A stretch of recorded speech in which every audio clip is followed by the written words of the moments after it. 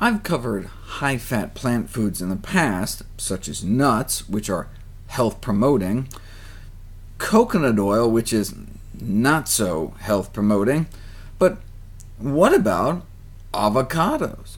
75% calories from fat, but good for you nonetheless, neither good nor bad, or something we should consider avoiding. Well, rats fed the human equivalent of 200 pounds of avocado seeds don't do so well, but we're not rats, and who eats avocado pits? Then, of course, the FDA warns about the toxicity of avocado leaves for the lactating mammary gland of the goat. But what about the actual fruit? Not good for pets, evidently, but then again, neither is chocolate. What about the actual fruit for actual humans? We've been eating avocados for 10,000 years, the darling of health nuts everywhere. What could possibly go wrong? Well, they're not a problem for cholesterol. In fact, people put on an avocado diet see a significant improvement in their cholesterol, probably in part due to its phytosterol content. The California Avocado Commission even supported a study pitting, no pun intended, avocados against a malignant line of oral cancer cells.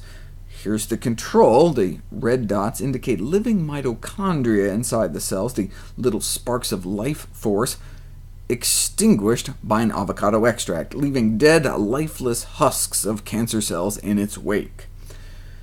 Kills breast cancer cells too. There's a natural plant toxin produced by the avocado tree and found in avocado fruit that acts as a fungicide, an insecticide, and can do a number on human breast cancer cells.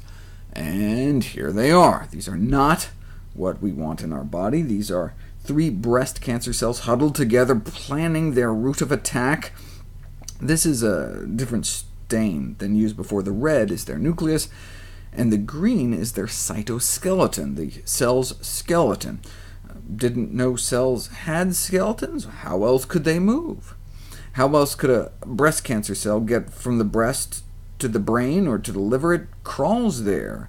Here's a video of breast cancer cells in a lab working their way through a maze researchers set up for them, using their cellular skeletons to pull themselves along. But that's what chemotherapy is for. This is what the chemo drug paclitaxel can do. Clumps up their cytoskeleton, so the cells can't move, can't divide. And the avocado toxin can do the exact same thing, stopping breast cancer cells in their tracks. The researchers conclude that person, the avocado toxin, should be further evaluated as a single-agent or combination chemotherapy agent for cancers of the breast and potentially other cancers as well. Look what this toxin does to cancer cell DNA. This is a measure of DNA fragmentation. The avocado compound rips their chromosomes limb from limb. Unfortunately, it turns out it appears to do the same thing to normal cells, too.